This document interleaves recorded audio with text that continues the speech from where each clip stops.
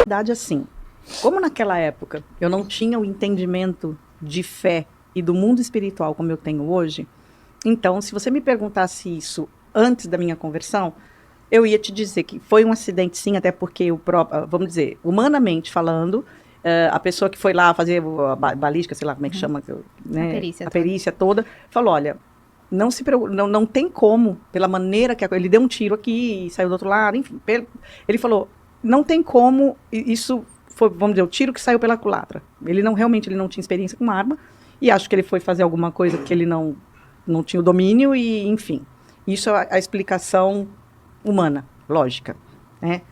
Anos depois, eu, na fé e convivendo com as situações que eu vi, que sei que existem no mundo espiritual, eu entendi o outro lado, tá? Neste canal, eu sempre tento mesclar histórias com coisas contemporâneas. Eu gosto de trazer tudo sobre o mundo do entretenimento e TV. Às vezes eu trago alguma história, pois eu amo contar histórias. Outras vezes eu trago vídeos mais recentes, contemporâneos, com coisas que os famosos têm feito agora. Mas se tem algo que eu gosto mesmo, é desenterrar histórias proibidas. Aquelas histórias que os famosos tentam de tudo quanto é jeito esconder e revelar aqui para vocês, para mostrar que esses cebosos são gente como eu e você e muitas das vezes são muito piores do que nós. No vídeo de hoje eu falo de histórias proibidas dos famosos. Já deixa o seu likezão, porque isso ajuda demais o canal. E se aparecer a função hypar aí pra você, não perde tempo, né? Os vídeos têm seguido um outro patamar depois que essa função foi implantada. E graças a Deus, muitos de vocês estão hypando os vídeos.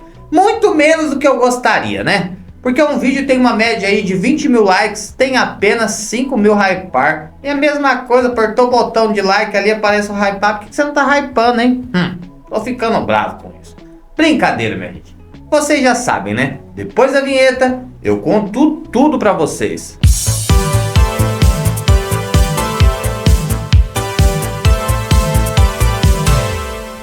Minha gente, para começar, eu vou contar a história de Sula Miranda e uma tragédia que aconteceu em um dos seus casamentos. Uma tragédia que levou a cantora que estava no auge do estrelato a uma profunda depressão e uma falência financeira. Sula Miranda, com 15 anos, já era famosa e já havia vendido mais de 1 milhão de discos. Ela começou a cantar no conjunto As Melindrosas, junto com as suas irmãs, incluindo a Gretchen. Sula Miranda ficou conhecida como Rainha dos Caminhoneiros. Ela se casou 3 vezes e também já participou de um dos maiores boatos da história dos famosos do Brasil, de que ela foi amante de um grande apresentador e empresário. Mas é sobre um desses casamentos de Sula que a gente vai falar hoje. É uma das maiores polêmicas da história da carreira e uma história que até um tempo atrás ficou guardada a 7 chaves. Sula Miranda se casou pela primeira vez quando ainda tinha 18 anos. Ela queria fugir do seu pai controlador e sua mãe narcisista. Ela fez de tudo para poder sair de sua casa.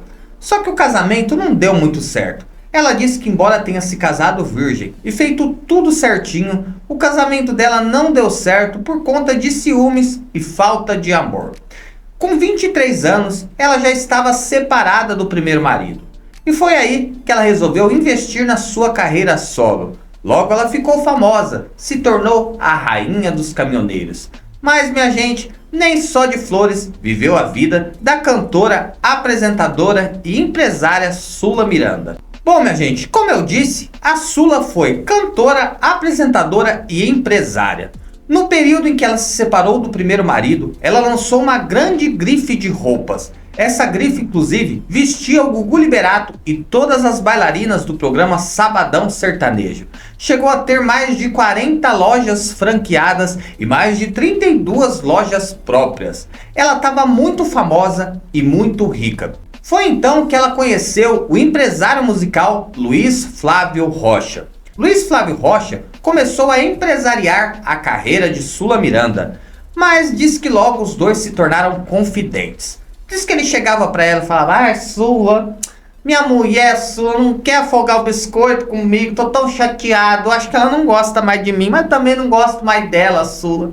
Tá difícil, né? Porque eu tô tocando esse casamento, porque tem 2 guri em casa, Sula. Sabe como é? E a Sula ficava assim, olhando pra ele. Ai, Flávio, você é tão bonito, você fala tão bonito, você é tão poético. Ai, eu amo as coisas que você me fala. Ai. Sabe, minha gente, coisa de mulher apaixonada? Sula disse que naquela época ainda não era convertida, não conhecia a palavra de Deus, que era muito deslumbrada, pensando que a vida era um grande romance e que nada era errado se tivesse amor envolvido. Ela disse que rapidamente passou a se apaixonar pelo Flávio, que era um homem casado, e logo os dois se tornaram amantes. Foi um pulo para ele se separar da mulher e ficar definitivamente com Sula Miranda. No início do relacionamento, ela disse que os dois viviam extremamente apaixonados. Eram aquele casal capa de revista, estavam sempre bem, sempre felizes. Mas depois, o homem começou a encachaçar, virou alcoólatra e disse que sempre que tá com a cachaça alta na cabeça, ele ficava um cara agressivo, que falava demais, brigava demais. E ela disse que não o compreendia. Mas como o amor latejante era mais forte, sabe? Ela disse que entendia esse lado dele e tentava lhe compreender as atitudes que ele tinha, né? Mas, minha gente, a história só foi piorando. No dia 31 de julho de 1990, o casal foi convidado por uma grande revista para fazer um ensaio romântico. Ela preparou toda a sua mansão para receber a equipe da revista. Fizeram as fotos super felizes, apaixonados. Mas ela disse que depois resolveu ofertar um jantar para todos da equipe da revista. E o marido dela começou a encachaçar. Disse que bebia. Ela falou, bem, para um pouquinho, você já bebeu demais. Ele, cala a boca, sua vaca, eu quero beber mais. E disse que só bebia. Daqui a pouco ele falou, vou sair para buscar cigarro. E não voltou nunca mais, brincadeira, gente. Ele saiu e disse que ia buscar cigarro. Quando ele voltou, disse que começaram uma enorme discussão. E ele correu para pegar uma arma da qual ele tinha acabado de comprar e ainda não sabia manusear muito bem. Aí a Sula disse que quando viu ele pegando a arma, entrando no quarto, se trancando, falou, meu Deus, o que será que vai acontecer? Tira isso da tua mão, homem. De repente ela escutou, pá! Infelizmente, ele acabou acertando um tiro na própria cabeça. A Sula disse que antes de ver o tiro, foi correndo lá e tentou fazer respiração boca a boca para ver se ele voltava a respirar, voltava a ter consciência, mas infelizmente ele acabou falecendo. No laudo pericial que saiu tempos depois, foi constatado que o tiro foi acidental, que ele não queria acabar com a própria vida, mas talvez por não saber manusear direito a arma, isso acabou acontecendo, né? Sula disse que foi chamada de tudo quanto é coisa ruim pelas pessoas. Falaram que ela era responsável por ter tirado a vida do seu marido, que ela era sirigaita porque tirou ele da esposa para depois apagá-lo. Ela disse que entrou numa depressão terrível e se afastou dos holofotes. Eu queria que você contasse um episódio do seu esposo. Sim. E ele já vinha dando indícios de que isso poderia acontecer ou foi um acidente? Eu queria que você falasse desses seus momentos. Tá, na verdade assim, como naquela época eu não tinha o entendimento de fé e do mundo espiritual como eu tenho hoje, então se você me perguntasse isso antes da minha conversão, eu ia te dizer que foi um acidente sim, até porque o próprio, vamos dizer, humanamente falando, a pessoa que foi lá fazer a balística, sei lá como é que chama, né, a perícia toda, falou, olha, não se preocupe, não tem como, pela maneira que ele deu um tiro aqui e saiu do outro lado, enfim, ele falou, não tem como, isso foi, vamos dizer, o tiro que saiu pela culatra. Ele não tinha experiência com arma, e acho que ele foi fazer alguma coisa que ele não tinha o domínio, e enfim. Isso é a explicação humana, lógica, né? Anos depois, eu, na fé e convivendo com as situações que eu vi, que sei que existem no mundo espiritual, eu entendi o outro lado, tá? Ele era uma pessoa que professava uma fé não cristã, que cultuava outros tipos de coisa, e que são coisas que trazem o mal. Mas aí, minha gente, 1 ano e meio depois, Silvio Santos convidou ela para ter um programa no SBT, o programa Sula Miranda Show. E é aí que a história ficou ainda pior. Logo surgiram boatos de que Sula Miranda tinha um caso com o Silvio Santos e que ele estava quase abandonando a Iris para ficar com ela. Minha gente, essa história tomou conta de todas as manchetes de revista. Sula disse que ela já estava com uma imagem muito negativa para as pessoas, da sirigaita rouba macho. E aí depois ainda surgiu essa história do Silvio Santos, que ela disse com todas as letras que era um boato mentiroso. Um tempo depois, gente, até a própria Iris Abravanel chegou a negar essa história e disse que isso nunca aconteceu. Só que de fato a imprensa pegou muito pesado nisso aí. A Sula então resolveu sair do SBT, ficou um tempinho na Record e logo se mudou para a TV Manchete. E foi na Manchete que ela conheceu o seu terceiro marido, o diretor de televisão Osmar Gonçalves. Os dois se casaram em 1994. Ele é pai do único filho de Sula Miranda. O casamento terminou em 2004. Sula ficou numa crise financeira gigantesca, porque no período em que ela ficou casada com ele, ela abdicou da sua carreira para cuidar do marido e do filho. E aí, minha gente, Sula disse que teve que andar de busão, andar de metrô e passou a fazer faxinas para sustentar o seu filho. Eu acho isso muito digno, viu? Muito digno, porque hoje em dia as mulheres que é famosa fica sem emprego, não vai na faxina não, vai pro OnlyFans, vai pro Privacy, vai mostrar xereca na internet, né? Acho muito digno, mulher que regaça as mangas e vai trabalhar. Bonito demais, Sula. Sula disse que esse período foi importantíssimo na sua vida, porque foi a partir disso que ela reconheceu a importância de Jesus na sua vida. Ela disse que era uma pessoa extremamente vazia, seca, mas quando ela conheceu Jesus, ele preencheu todos os seus espaços. E Sula diz que hoje tem uma vida extremamente confortável, levando a palavra de Deus para as pessoas. Ela também chegou a fazer diversas participações em novelas bíblicas da Record. Diz que se arrepende muito da forma com que começou o seu segundo casamento e que tudo que começa errado termina de uma forma trágica. E pior que infelizmente é assim, né, minha gente? Vocês conheceram essa história da Sula Miranda, minha gente? Deixei nos comentários, porque eu mesmo, antes de pesquisar para esse vídeo, não conhecia essa história. Bom, minha gente, agora a gente vai falar de quem? De quem? De Xuca Beleléu e Marlenão Matos. A partir dos anos 80 e até os anos 90, Xuxa era um verdadeiro fenômeno, não só no Brasil, como em diversos países mundo afora. Por trás dela tinha uma mulher, minha gente. Uma mulher cabra macho, Marlenão Matos. E as duas eram como se fossem uma pessoa só. Elas eram muito próximas, muito unidas. E até diziam que as duas faziam sabão, minha gente. Tinha essa história na época, porque diz que as duas eram muito juntinhas, assim, tomavam as decisões juntas como se fossem uma pessoa só. Rafael Ilha chegou a dizer que as duas eram sim um casal. E também teve a Alessandra do Vale, filha do locutor Luciano do Vale, que diz que a Xuca trocou o Pelezão pela Marlene. Acho que a gente já conversou sobre essa história, né? E o Pelé falou pro meu pai, eu perdi a Xuxa pra Marlene. Aí eu fiquei pensando assim, será que foi profissionalmente? Então, porque eu não tive essa eu não tinha, né? Não a tinha leitura que se evidência. faz dessa frase é importante. Né? A leitura que se faz dessa frase. Mas se ele fala assim, se fosse pra outro homem, eu entenderia. Mas pasmem, Era. Era? era. A Xuxa e a Marlene foram um casal por muitos anos. Pois é. Bom, minha gente, durante todos esses anos em que as duas estiveram juntas, já surgiram diversas controvérsias. As paquitas que diziam que viviam sob controle e manipulação e hoje jogam tudo nas costas do Marlenão, mas a gente sabe que Xuca era conivente a tudo, sabia de tudo, tava sempre juntinho, né, minha gente?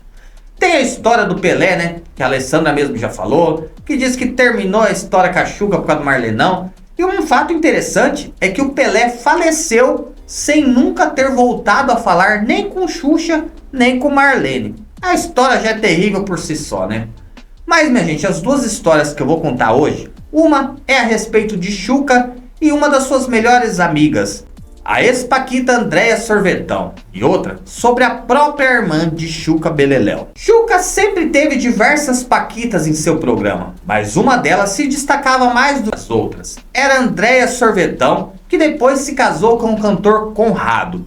Xuca tinha uma verdadeira relação de amizade com Andréia, e chegou até em um período difícil emprestar uma casa para que Andréia, Conrado e os filhos pudessem viver. Só que, minha gente, de acordo com Rafael Ilha, toda essa história virou um drama lascado. Isso porque Xuca teria botado o casal e os filhos na rua.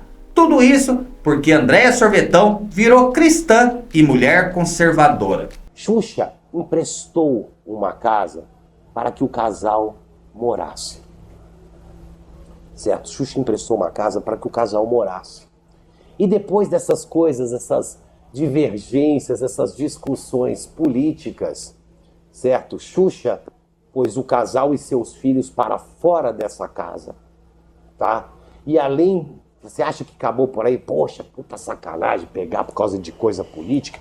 Não é a queridinha, não morria de amores por ela e pelo Conrado e a família toda, né? Ela processou, certo? Ela processou, parece que foi cobrar, tá? Isso aí, tá? Parece que foi cobrar na justiça todo o tempo que essa família permaneceu no imóvel que ela emprestou. Xuca tem um quezinho ali, Xuca tem um probleminha ali com o cristão, né? Isso não é de hoje, isso não é de hoje. Tinha até uns rumores antigos aí, Xuca jogava osso pra debaixo da mesa, nunca foi comprovado, sabe? Tinha uns pactos estranhos lá, também não tenho certeza, ninguém pode falar, mas que é estranho, né? Porque ela nunca gostou de cristão, não é verdade? Não abri a minha boca sobre política no grupo. Eu tô falando sobre mim, eu não tô falando sobre o outro. Qual é o problema? Eu sou assim. Porque assim, ela chegou a falar assim, você não precisava ter falado isso. Tá claro, mas hoje em dia, tem gente casada que abriu boca aí. Nós somos casados, mas é aberto. Nós somos bi. Não, e tá tudo bem, a galera, uau! A gente poder falar que era hétero, cristão, pronto, bum. É um problema? Então, assim, é uma loucura que eu falei, gente, peraí, estão me embolando num negócio. Não aceito, eu não sou. Tá, aí o Conrado fez um vídeo ainda, tipo, não é pedindo desculpa nem nada, mas ele meio que esclarecendo. É pior ainda, né? Que ela pediu. Aí a gente fez. Mas você é obrigado a obedecer? Você não trabalha com ela? Não, claro Pediu que por quê? não. Ela falou É assim, a sua posição, é a minha posição. E você é obrigado a respeitar minha posição. não aceito. Mas pra mim, a história que mais pega a respeito de Xuca é a sua relação com a sua finada irmã, Mara Meneghel. Xuca e Mara eram extremamente unidas, até que Mara se mudou para a Espanha. Mara sempre disse que foi uma mulher cristã e conservadora, e que no início Xuca não se incomodava com isso, até que Xuca começou a ficar cada vez mais em volta à política, e aí ela começou a se estranhar com a irmã.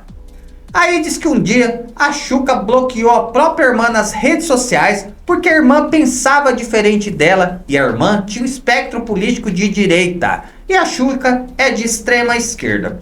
E aí passaram a ter diversas divergências ali, Xuca deixou de seguir a própria irmã e bloqueou.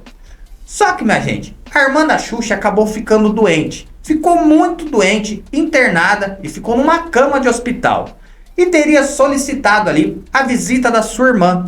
Só que a Xuca se recusou a ir visitar a própria irmã.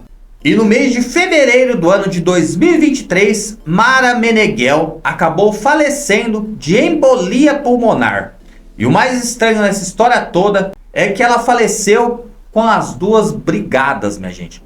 A Xuca não quis visitar a própria irmã no leito de morte.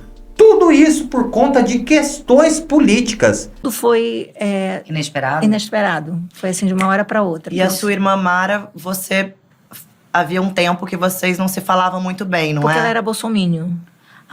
Então, isso aconteceu com muitas famílias, né? Esse rompimento mesmo. E eu falei, beleza. Só que daí em fevereiro ela se foi. Se foi. E como ficou isso pra você?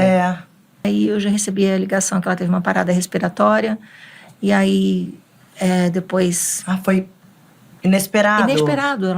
Isso pra mim é a coisa de gente mais maluca que eu já vi na minha vida, minha gente. Pessoas colocando políticos acima de Deus. Pessoas colocando políticos acima de família. Isso é uma loucura sem tamanho, minha gente. Mas sem tamanho mesmo.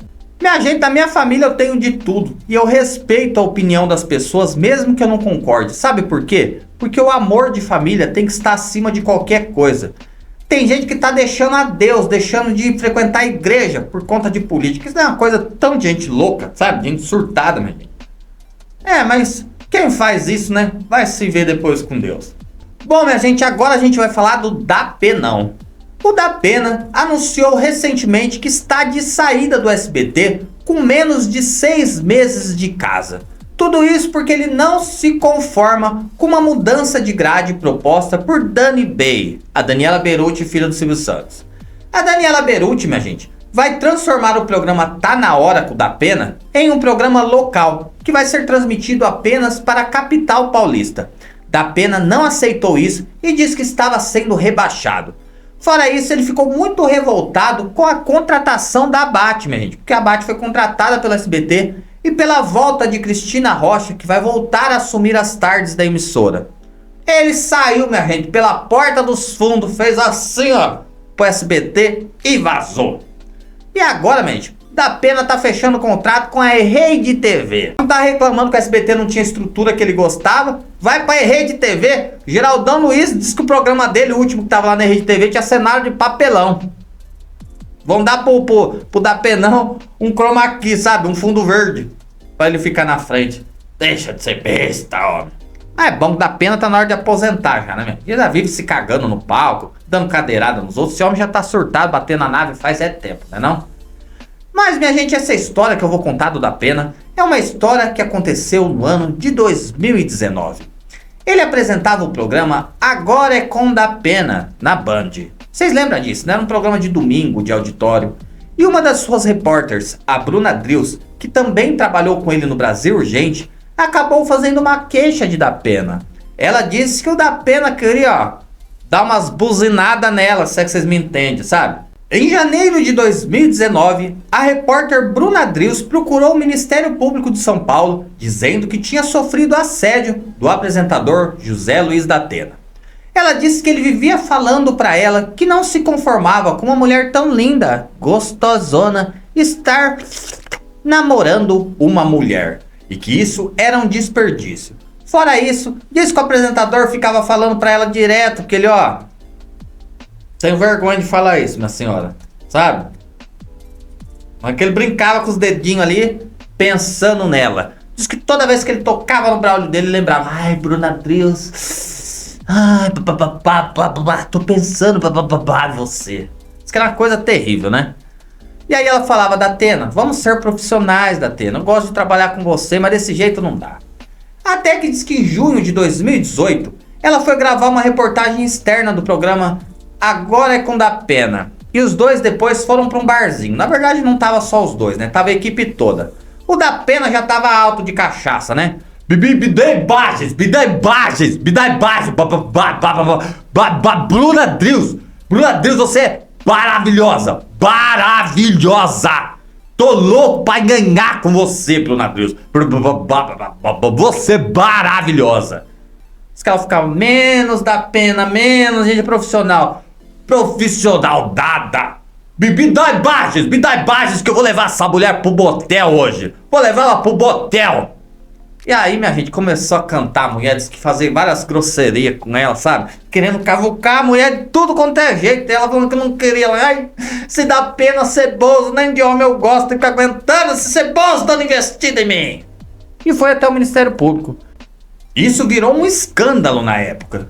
Mas, minha gente, apenas 9 meses depois, Bruna Drius resolveu retirar a ação contra a Datena.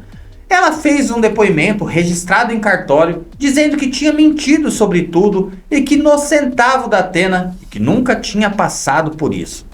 E olha só o que aconteceu, minha gente. Depois disso, foi revertido o ônus da causa do processo. E ela passou a ser processada pela Band e pelo Datena por calúnia, difamação.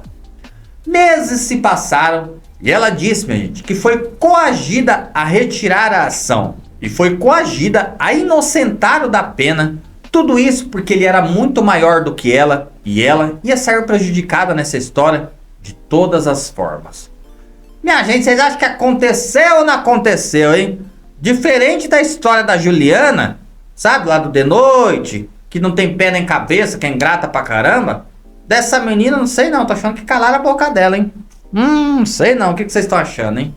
Bom, minha gente, esses foram as historinhas proibidas dos famosos de hoje. E prometo voltar com essa história com um novo vídeo com mais polêmica. Amanhã tem um novo videozão aqui no canal. Dessa vez um vídeo super divertido pra vocês. Que Jesus abençoe a cada um de vocês. Durmam com Deus, aproveitem esse restinho de noite e até amanhã.